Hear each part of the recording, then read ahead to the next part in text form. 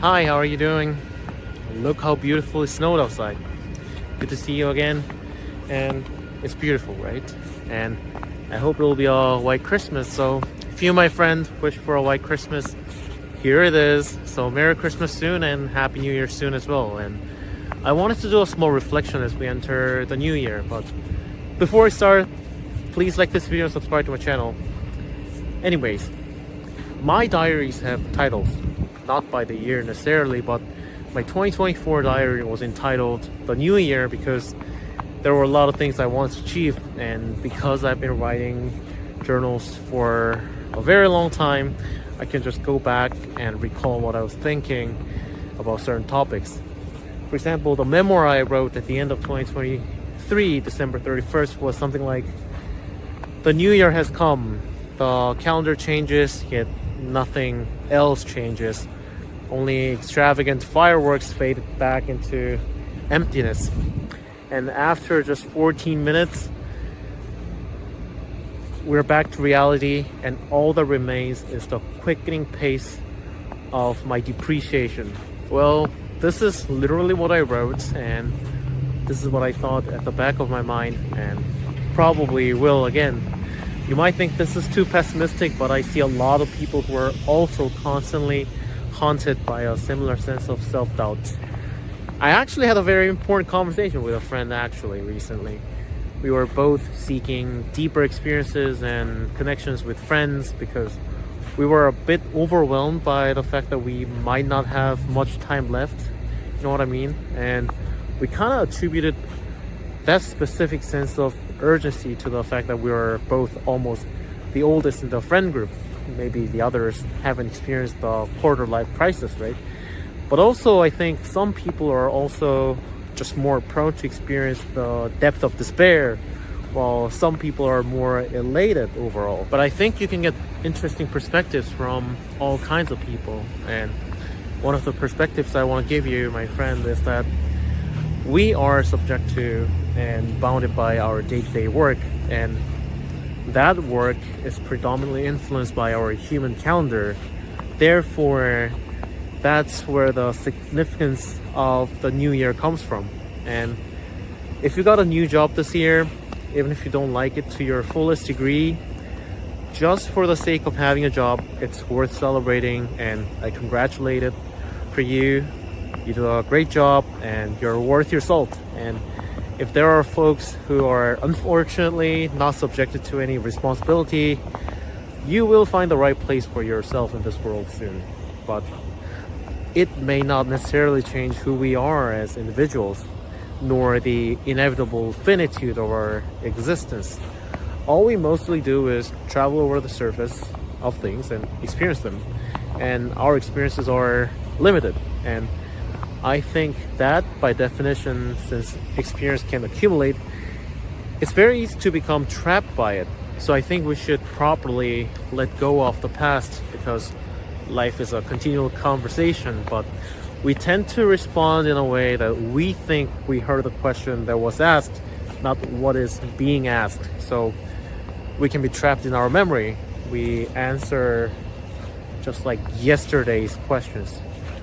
We therefore accumulate our experiences and crystallize them, but once they're crystallized, we don't walk away from them, because if we walk away from them, we also have to risk rebuilding the insights into our own life that took our entire past to develop. And the questions are not about our past, but about our present and future. But it's very understandable that we are oftentimes disappointed and disheartened by our own existence. You know, imagine if you go back home now and no one will welcome you and tell you welcome back, and the only thing that welcomes you is when you play League of Legends and when you're told welcome to Summoner's Rift, and you think, screw my life, completely discouraged. The new year won't change anything. Maybe some fancy fireworks for 2 minutes, but what we have to think about is that we are not passively collecting moments and our experiences in our life. We cannot just assume it to be complete and quit. I think it's more like an unending process of drawing something great, and the conversation has to go no matter what you have said before. It's an ongoing dialogue, in my opinion. And even when you think it's like a very poorly maintained museum with full of skulls and garbage, there's the potential to change a lot of things at one small corner, in my opinion. So the point is, the things we've gone through inevitably affect us and shape us, but only to a certain extent. And I think realizing this is a risk that we need to take to grow, let's say. Realize that it still continues, that it is not an external dictate, but that there's a potential place deep within our being. And unfortunately, we have to accept that we are thrown into our situations. We cannot fully choose everything. You know, we cannot just magically change our family background. No matter how much we try, it's still hard.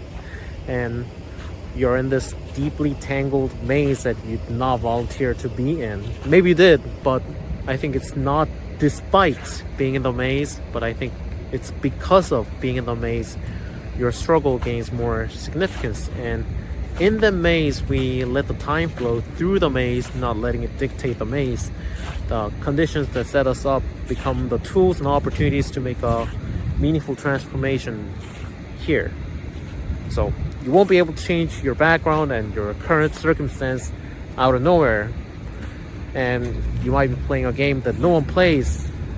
You might have conditions that no one has, but if you can bring about something that is so unexpected for a person in that environment, I think that is very worthwhile. And even when you move into a relatively open field and offered with greater freedom, what truly matters is not simply, for example, making more money, but if you can create a unique sense of meaning.